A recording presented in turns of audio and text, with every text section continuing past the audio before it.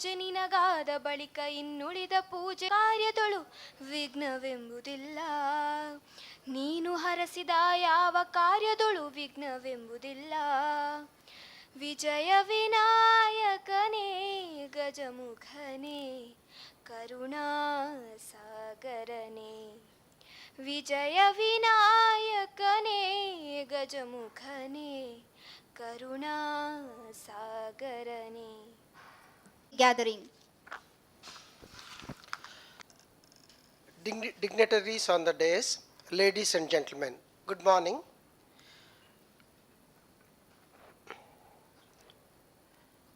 Sri Dharmasthala Manjunatheshwara College, Ujire was established in 1966 under the aegis of Sri Kshetra Dharmasthala by late Sri D. Ratnavarma Hegede, the then Dharmadhikari of Sri Kshetra Dharmasthala. The college was set up in tune with the 800-year-long Chaturdana Parampara of Sri Kshetra Dharmasthala. It was the vision of our founder to ensure inclusive growth by providing educational facilities to the young ones who were otherwise deprived of such opportunities due to access and capabilities. Since then, the institution has focused its efforts to extend quality higher education in Beltangadi Taluk, an otherwise educationally backward rural region of the state. Our present visionary leader, Nadoja Padma Vibhushana Dr. D. Virendra Hegede, Dharmadhikari of Sri Kshetra Dharmasthala, through innovative initiatives like SKDRDP, Root City, R City, etc., has evolved quality and replicable models of inclusive social development, endeavoring to bridge the gap between haves and have-nots. Ladies and gentlemen, in the good old days, the concept of development focused on development of economic activities. From a policy perspective, economic development can be defined as the efforts that seek to improve the economic well-being and quality of life of the community. Earlier, it was thought that economic development would bring about social welfare relying on the efficacy of trickle-down effect. This inevitably led to the emergence of the so-called glass curtain economy, gap between haves and have-nots, paradox of poverty in the midst of plenty, packed godown, empty stomach, widening gap between rich and the poor, leading to social economic distress. This was the outcome of materialistic approach to development. We also understood that poor my neighbor approach will lead us to distortions, and to have sustained economic development, we need to accept the path of rich my neighbor approach as enshrined in our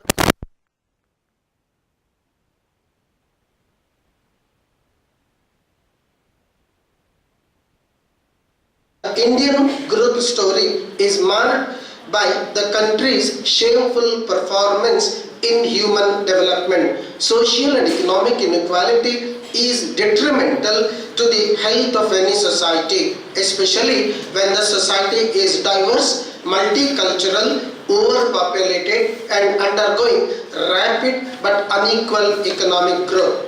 Yes, we have put the cart before horse.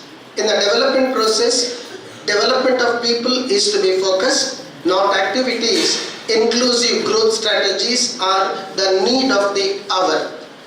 Yes, we need to reach out the last, the least, and the lost person, even in the remotest areas, with organized products, services, and thereby enable equitable, justifiable, and sustainable development of the community. We have too many challenges in the social development of the country. Things may be changing in and around us. So in this year, we thought we should have a seminar on the social development in India, challenges and strategies. When we thought of organizing a seminar like this, we requested Department of Development Studies of Kannada University, Hampi, through Dr. Prashant.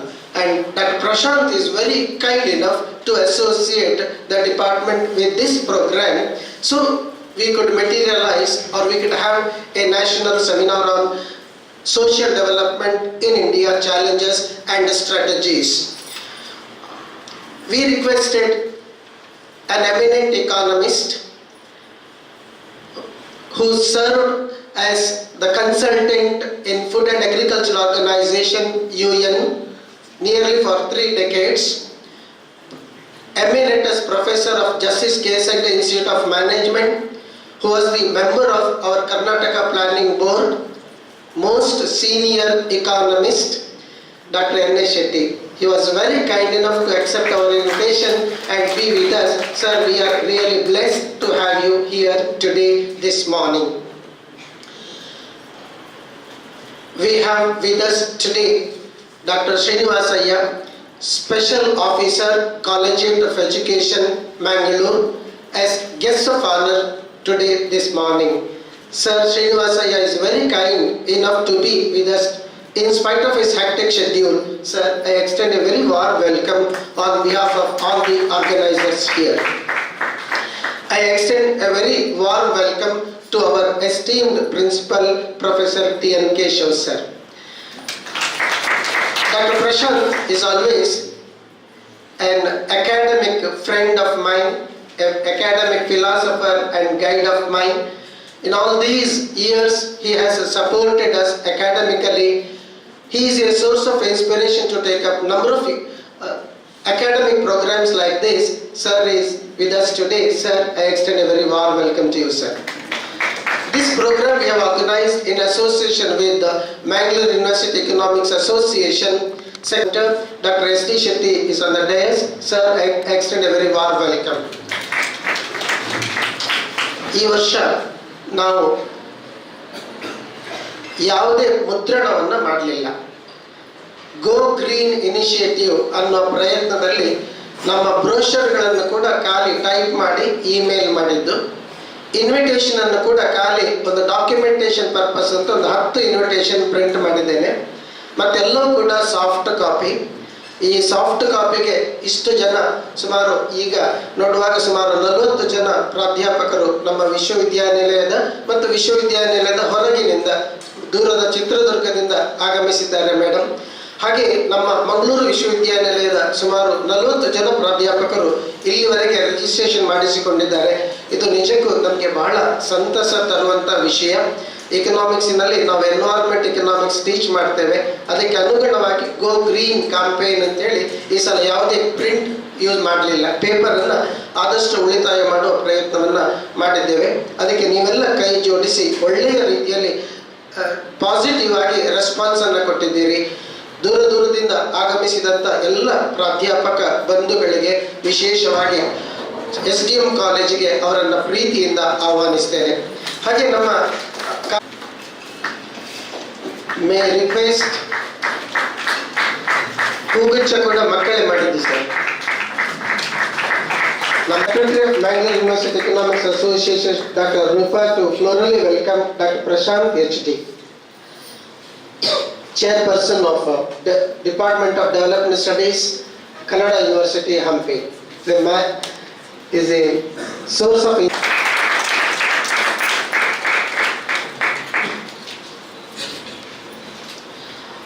may I request Dr. Lakshmi Narayan to florally welcome Dr. S.D. Shetty, sir. ಹಿರಿಯರೇ ಮತ್ತು ಸ್ನೇಹಿತರೆ, ಜೋರು ಒಂದು SDM ಕಾಲೇಜಿಗೆ ಬರೋದು ಅಂದರೆ ನನಗೆ ಒಂಥರ ತವ್ರ ಮನೆಗೆ ಬಂದಂಗೆ. ಸಲುವಾಗಿ ಹೊಸ ಜನ್ರೇಷನ್ಗೆ ಜಯಣ್ಣನಂತವ್ರು ಬೇರೆ ಏನೋ ಕೆಲಸ ಮಾಡ್ತಿದ್ದಾರೆ ಅನ್ನೋದನ್ನು ತೋರಿಸುವ ಸಲುವಾಗಿ ಆ ಸಂದರ್ಭದಲ್ಲಿ ನಾವು ಡೆವಲಪ್ಮೆಂಟ್ ಅನ್ನೋದನ್ನ ಮರು ವಿಮರ್ಶೆಗೆ, ಮರು ಚಿಂತನೆಗೆ ಅನ್ವಯಿಸಬೇಕಾಗಿರ್ತಕ್ಕಂಥದ್ದಾಗಿದೆ ಅಂತ. ಆಗ ನಮಗೆ ಅಪ್ಲೈಡ್ ಕಾನ್ಸೆಪ್ಟ್ನ ಹೊಸದಾಗಿ ನಿಮ್ಮ ಜೊತೆ ಶೇರ್ ಮಾಡಬೇಕು ಅನ್ನೋ ಕಾರಣಕ್ಕೋಸ್ಕರವಾಗಿ ಅಪ್ಲೈಡ್ ಕಾನ್ಸೆಪ್ಟ್ ಆಗಿ ಭಾರತದ ಸಾಮಾಜಿಕ ಸಂರಚನೆಯಲ್ಲಿ ಯಾಕೆ ಯೋಚನೆ ಮಾಡಬೇಕು ಅನ್ನೋದನ್ನ ಹೇಳುವ ಸಲುವಾಗಿ ಈ ಕಾರ್ಯಕ್ರಮವನ್ನು ನಾವು ಮಾಡಿದ್ದೀವಿ. ಇಂಥ ಕಾರ್ಯಕ್ರಮಕ್ಕೆ SDM ಕಾಲೇಜ್ ಪ್ರಿನ್ಸಿಪಾಲ್ ಆದಂತಹ ಅವರು ಅವಕಾಶ ಮಾಡಿಕೊಟ್ಟಿದ್ದಾರೆ. ಮತ್ತೆ ಸರ್ ಸಾರಿ, ಇವತ್ತಿನ ಇನಾಗ್ರೇಟರ್ನ ನಾವು ಕರೆದಿದ್ದು ಬಹಳ ಶಾರ್ಟ್ ಟೈಮಲ್ಲಿ, ಅದಕ್ಕೆ ನಾನೇ ಕಾರಣ, ಬೇರೆ ಬೇರೆ ಕಾರಣಗಳಿಗಾಗಿ. ಎಲ್ಲರೂ ಸಹ ಬಂದಿದ್ದೀರಾ, ಪ್ರೀತಿಯಿಂದ ಈ ಅವಕಾಶ ಕೊಟ್ಟಿದ್ದೀರಾ. ಮತ್ತೆ Mangaluru university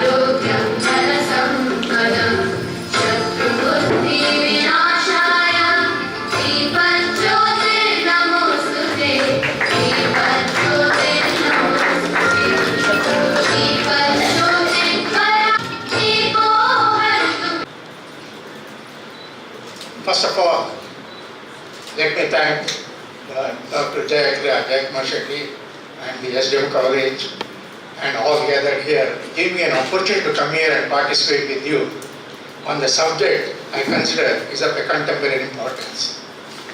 I also congratulate the SDM College in association with the Mangalore University, the Economic Associations and also Hampi University for organizing a seminar on the social development in India, issues and strategies.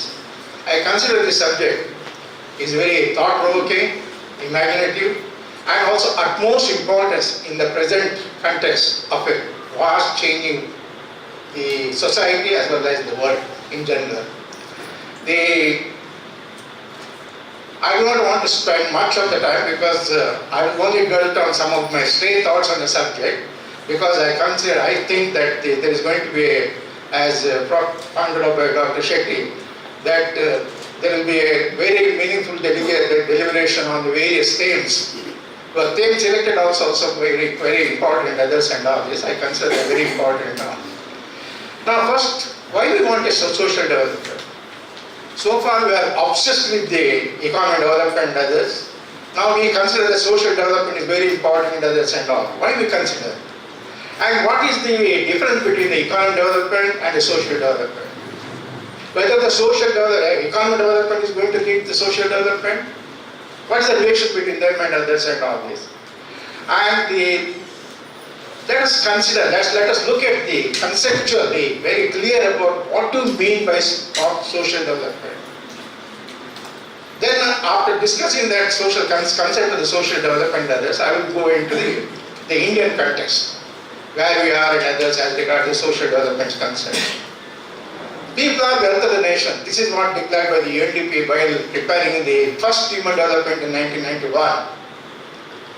The social development also centered around the people. But there is a difference between human development and social development, because social development is a broader concept, broader than human development, because it takes into consideration various social perception processes, social institutions, and even the freedom and others and all this. There are so many other aspects also taken into consideration. So there is a slight difference between human development and others and all this. That is that we have to really recognize.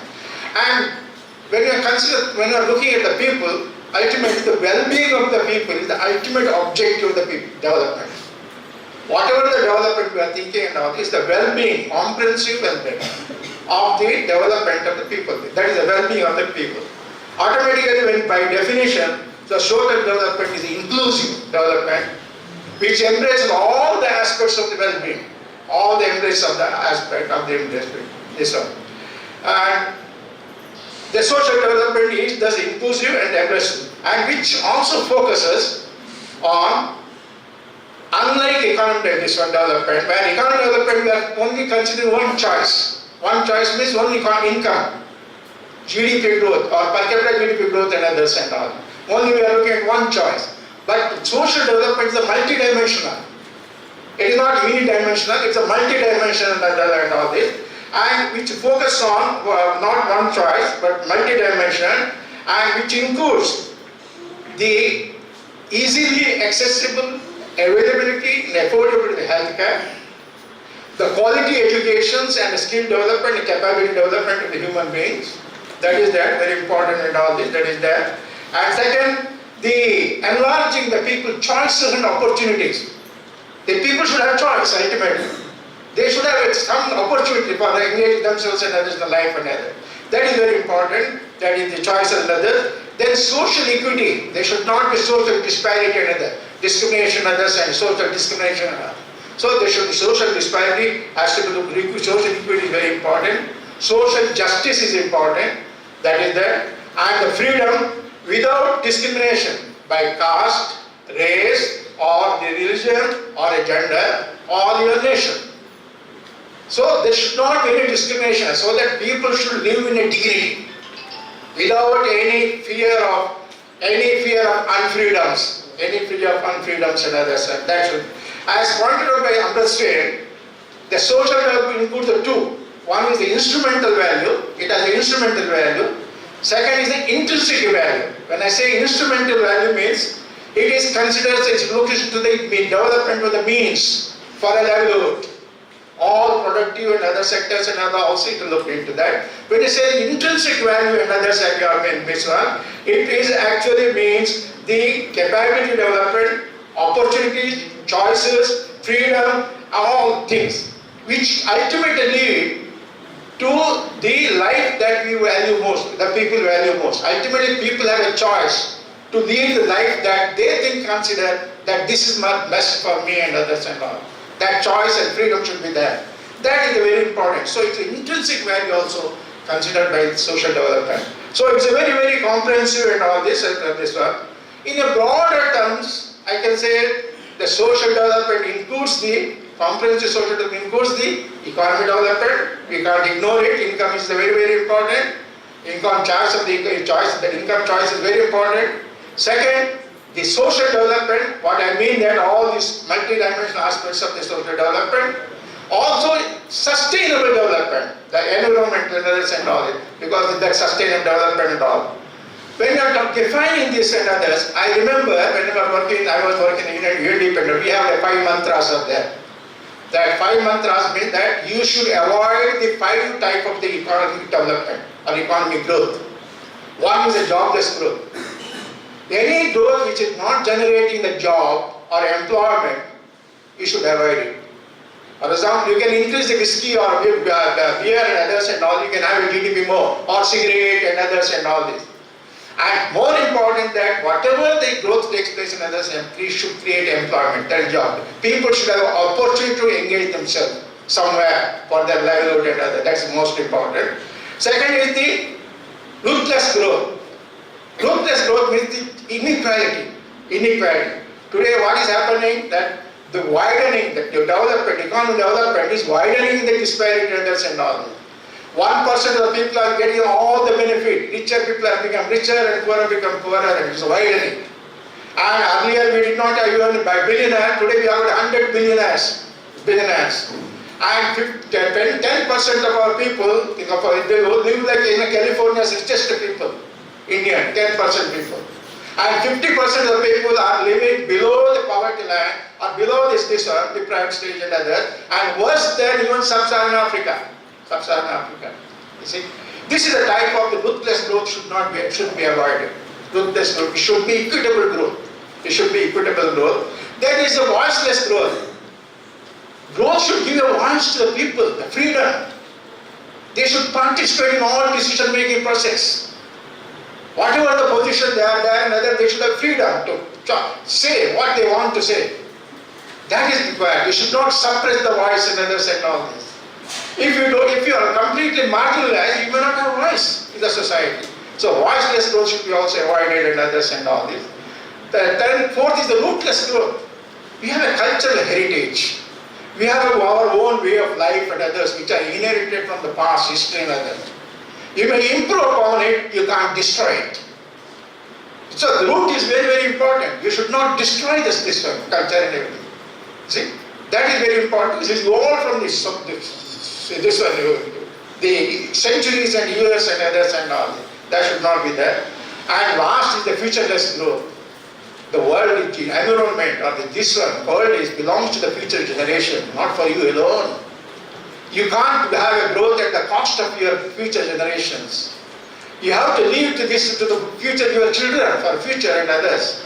So that is important. That growth should not be there, future. So this is the type. So when you are there, these all growth have a social implications. They have got a social implications. See, so today what is going on in the economic growth of India? Widening the rural-urban divide, widening the disparity between the individuals, personal individuals, rich and poor and others, regional disparity is taking place. Instead of conversion, there is a regional widening, regional disparity is taking place. And as a point out by Giacomo Shetty, poverty is increasing and all this. So this is the whole thing and others. So we economists earlier assumed that there is going to be a trickle-down effect. When there is going to be growth, automatically it will benefit all the people and others. But there is no trickle-down effect. Empirical studies have all over the world has proved that there is nothing like a trickle-down effect. That actually the richest people are getting the all benefit of the development, and the marginalized society will now have access to that. Whoever have a market exclusion, those who have no power, purchasing power or anything, who can't participate in the market, they can't benefit. Those who can participate in the market, they can benefit. So this is another problem. So there is nothing like trickle-down effect and all this and all. Second, there is no automatic link between the social development and economic development.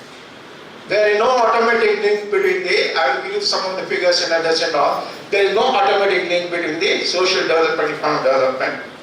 And many choices which are very essential for social development doesn't require income. Like freedom or so many things and others in life, and that doesn't require the income. They are actually non-marketable. They are non-income oriented. They are very essential for the personal development of the human being, well-being of the people and others. So automatically income alone cannot decide everything and all. So this is very, very important all when we are talking about the social development and all. Now, more important today, the present world. With the changing world, driven by the technological revolution, the livelihood becoming more insecure, livelihood becomes more and more insecure and vulnerable and disruptive. The emerging social problems are also going to be new as well as challenging. The world is increasingly becoming a VUCA world. We call it VUCA world.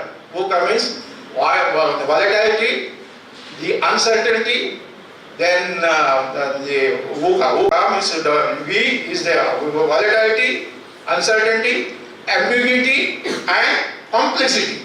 C is the complexity and ambiguity and all. The world is becoming that. It is a volatile world today. You are not sure about what the future is tomorrow. And it's become uncertain. Everything is becoming uncertain. The technology, digital world and others, everything. Tomorrow AI and this one, automatic machinery and others will take away even the 50 to 70% of the job. All manual and unskilled jobs will be taken over by them. Robotics and AI and others will be going to be taken over and others. So the job, there is nothing like a permanent job for life. There is nothing like a skill which you think that it's earlier a skill is of lifelong. But today, skill is have a short lifespan, and every time it has to change. You have to learn, unlearn, and relearn, and others, and all what you consider others. That is what is becoming and all skill. All these are posing a formidable social problem and social insecurity and all. Days of the job life and unchanged skill for life are gone. Digital technology will replace most of the manual and low skill jobs. Widening income inequality. Aging populations, already developed countries are facing an aging population problem, and we are going to be next 20, 30 years, if India is not developed, we are going to have more aged people, unproductive people and others and all. You see? If we have to develop now because we have a younger generation, nearly 50% of people are at the age of 25 years, 15 to 30 years. So if we don't develop today, if this younger generation don't become productive and socially, personally developed and others, tomorrow our country will have more aged people.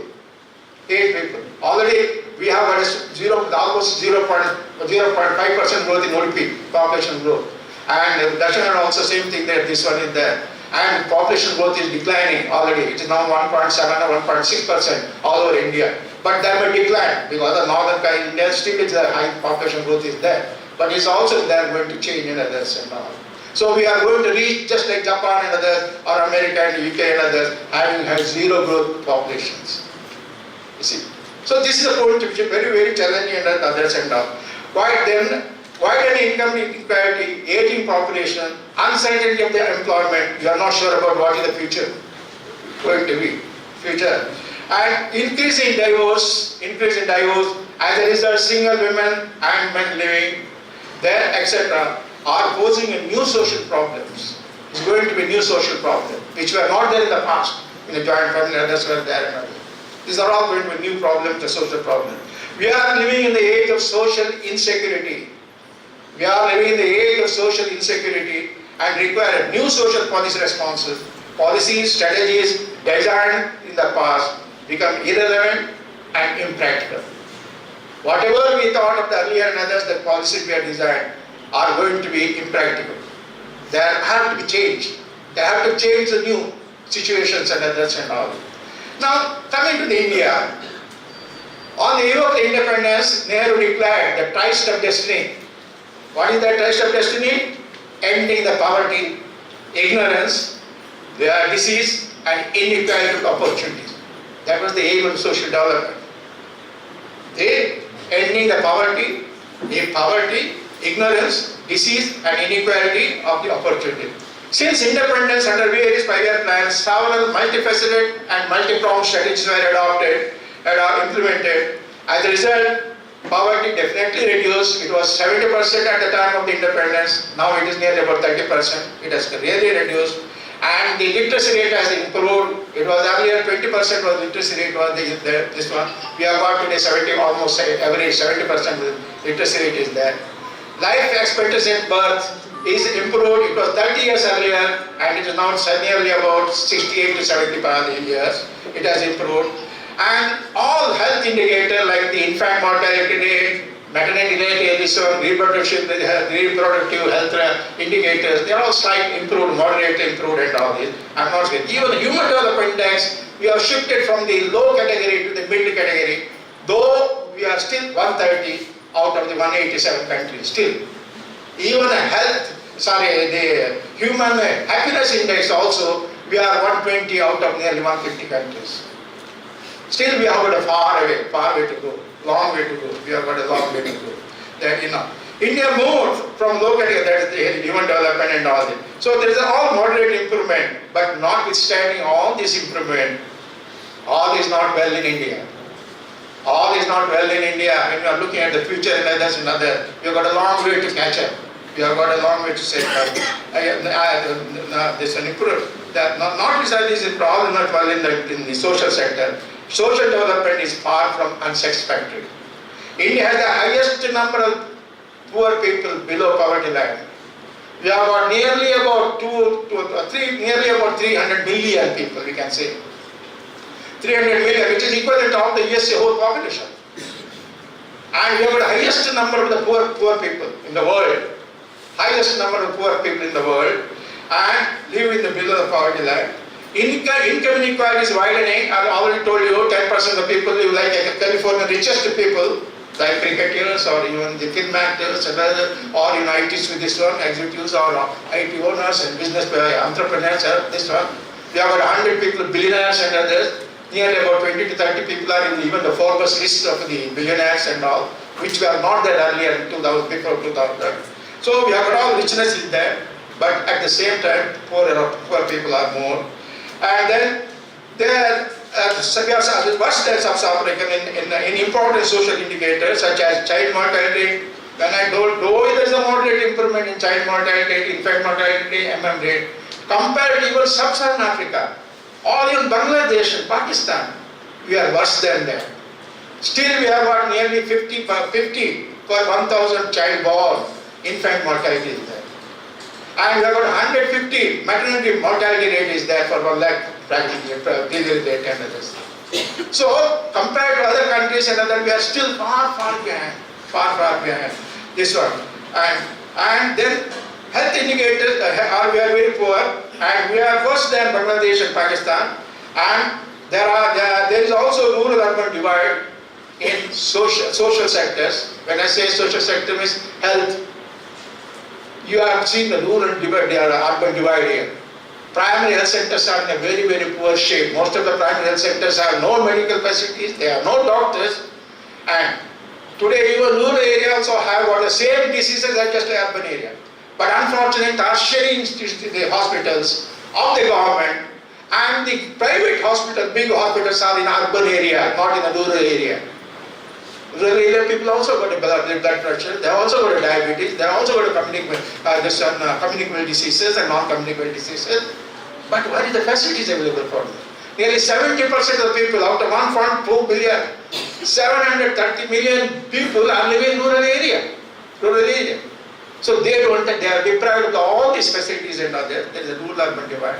When it comes to education, same thing, there is a rural-urban divide. The government, the village people have to depend on the government schools where the teachers are not there. The quality of educations are bad and others and all this. And urban area, they have got private schools and others, English medium schools and others from the nursery to the up to this one. So they have to compete in the world and other rural people. That is the urban-rural divide. Second, there is an enrollment. There is a dropout enrollment of the scheduled castes and scheduled tribes in the higher education. And even higher education, we have got nearly only 20 to 25% of the people are in higher education. When compared to developed countries, it is nearly 50 to 60%. So this is also another area. And then quality of the education. The education we have inherited is from the colonial country. And same education is continuing today. With the change in technology and others and all, today what is required is not merely education, the skill, professional skills. And you require a higher skill, not this one. The lower skill and manual laborers are going to be marginalized. What we require, high skilled, high professional people we require. So there is required a revolutionary change in the education system and all this. That is also required. Same way the gender issues. We have got a historically inherited some customs and norms as regard the women is concerned. It is still coming in the way of the empowering the women and a gender equality and all this. But still it is coming in the way. So there is a disparity, gender disparity still continuing and other. So there is a gap, there is a social gap. But coming to the scheduled caste and scheduled tribe, same thing is there, scheduled caste and scheduled tribe. The problem of India is in rural divide and associated. The problem of India is social development are also distinctly different. And as you compare to other countries, there are distinctly different social problems. There are distinct problems from this one. We have historically disadvantaged and deprived social groups who have suffered from various social disabilities such as untouchability and social discrimination, cultural and economic exclusion, and the prohibition in all the areas of the productive sectors and all. We have historically deep-rooted also gender-biased norms, customs, which are still coming in the way of women empowerment and equality. So, India adopted since 1970s a right-based approach. Up to 1950 to 50 to 60, there are a lot of development took place, infrastructure and everything. There was a moderate improvement in health and other social sector. But 1970, there is a paradigm shift in the policy, and we adopted right-based approach. Right-based means entitlement. Entitlement. You require your right to have education, your right to have a health, your right to have a this one, and government should provide that and others as a relief. So that type of approach we adopted, right to have food and right to this one and all. We adopted a right-based approach to tackle social development issues. Unfortunately, Garibi Hatao, the 11-point program of Indira Gandhi on this one to provide the weaker section, loan meadows and others, interest-free loans and others, that so many schemes were implemented and others and all, and subsidized this one, food and other relief measures and all, and loan waivers had no follow-on impact on the social development of marginalized and social groups. Microfinance was considered as an instrument for poverty alleviations and poverty alleviation and empowerment of the weaker and vulnerable groups of the section. No doubt we have the largest number of the SHG today, banking Kenya. We have about 87 lakh SHG groups, largest in the world. Self-help groups of them. Out of that, nearly 74 lakhs are women. 74 lakhs, that means 85%. That women are there on that one. And most of them are mainly women groups were successful in social empowerment. They have really played a very big role, successful. Their growth now saturated. At present, their growth rate in 1950 when it was adopted, 90s and others, there is a moderate growth, and it's 2000, it has really faster growth took place. But now almost saturated and others and all. They are saturated. Then the growth of the saturated, they fail to graduate from into income generating migrant. I'm not talking about SKRDP because we did a study and all this of the NIT and all this. We found that they have done a really remarkable job in graduating the SHGs into the micro enterprise and others and all. But when it comes to the all India level and all this, hardly 23% of the total SGs are credit linked by the bank. Out of 74 lakh, only 23 lakh SGs are credit linked. That means they are used only for mobilizing a saving and then social empowerment and others and all, and mainly for consumption loans. And that is there. And their sustainability, now the sustainability of these SHGs are also doubtful. The sustainability also is doubtful unless they are empowered economically and others and all. See, because most of them are weaker people, that's poor people. Most of the SHGs, upper caste people are very few are there in this one and all. It's mainly weaker sections and all. Then when it comes to the micro enterprises, they actually use the poor to exploit and make profit. Most of the microfinance institutions have used the JLG group and the joint liability groups only to exploit them, to make a profit. They consider the poor as a business, bottom of the period as a business to exploit, not for social philanthropy, not for any of these objectives to improve this one. As a result, you will be surprised, the 6 already microfinance institutions who are dominating the whole world, this one, mainly Andhra, Hyderabad and all, they already converted into small finance banks with the profit they are generating from that. But poor people remain poor because of duplicate money, duplicate loans and others, and they have been debt burden and others. Then by forcefully they have been asked to borrow from money lender to repay them and all this by way of coercive actions and others. As a result, poor become poorer and others, but they become richer and all. Now they have been converted into banks. One is Bandhan Bank, which was a microfinance institution. They become a commercial bank. Not the stock exchange, others are listed and all. It's one of the commercial bank, growing commercial bank. Others are already 6 private, this one is a small bank. This is the fate of the, and this one. Then, what is required is not the right-based approach, or relief measures. What is required is the empowerment-based approach. The poor people should be empowered. They should be empowered.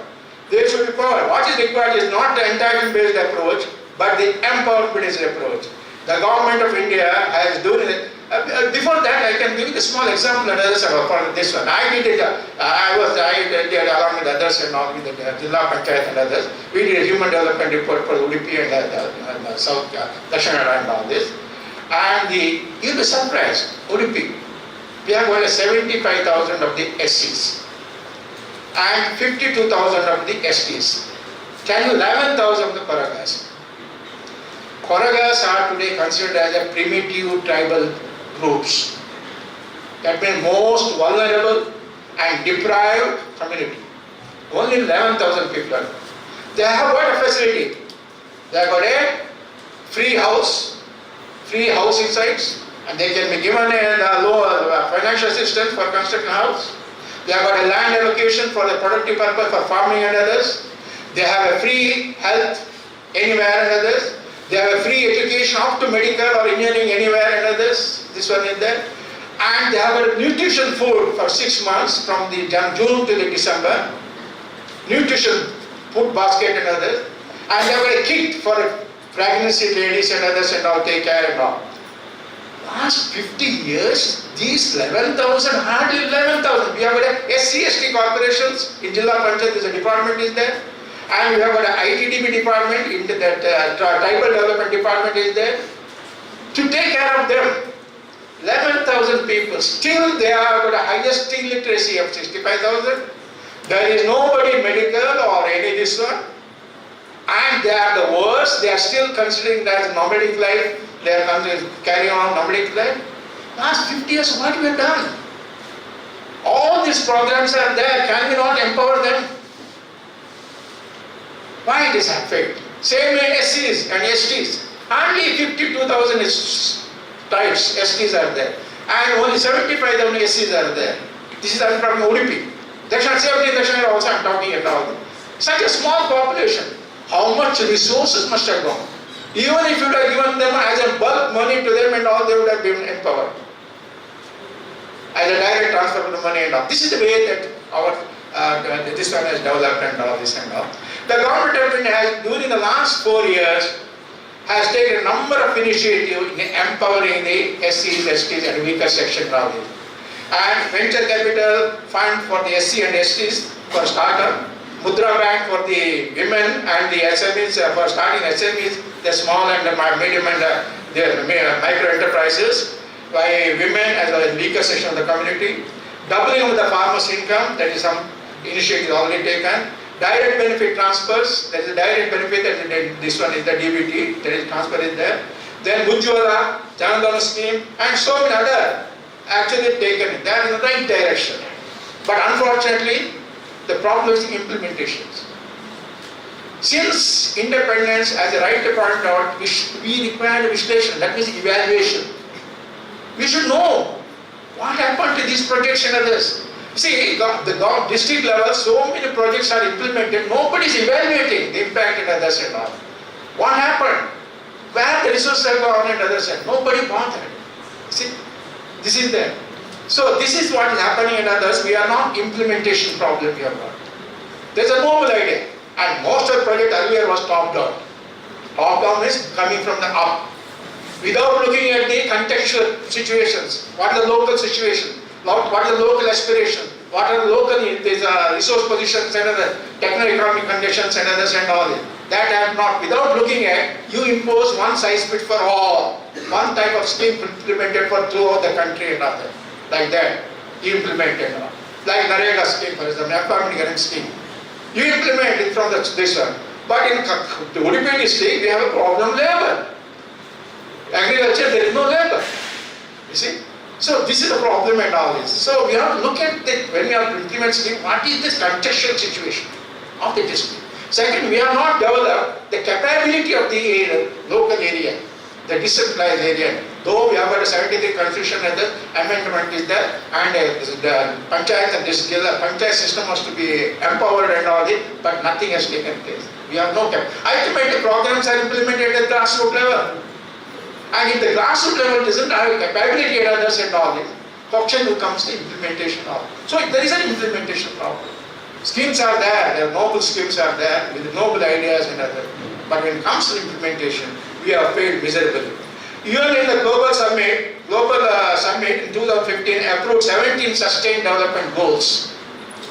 UNDP recently, that is 2005, I think 2015 approved the Sustainable Development Goals, SDG, and there's a 17 goals are there. No poverty, no zero nutrition, then the quality education, good health as well as the well-being and others. Like that, there are so many gender equality and all. There are 17 indicators are there. This or that. Such as poverty, zero poverty, then hunger, no hunger, quality education, good health, well-being, gender equality, clean water and sanitation, etc.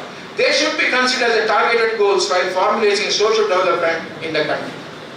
They should be considered. That is already given a target for all the countries and others. They should adopt and they should implement. There is also suggestion by the universal. There is another suggestion: the universal basic income.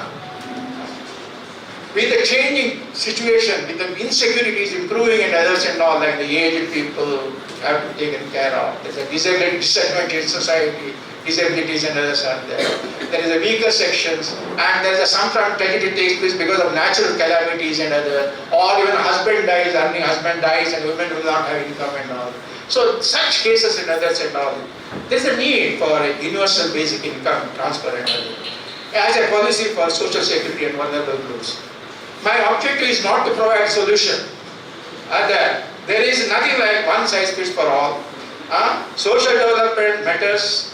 It is really matters. It matters most now because of the changing context and changing context of uncertainty and vulnerability of livelihood in the past in the fast changing world. So the policy studies should focus on bottom-up solutions. They should consider from the bottom solution at the people level, and people should be considered as a target group.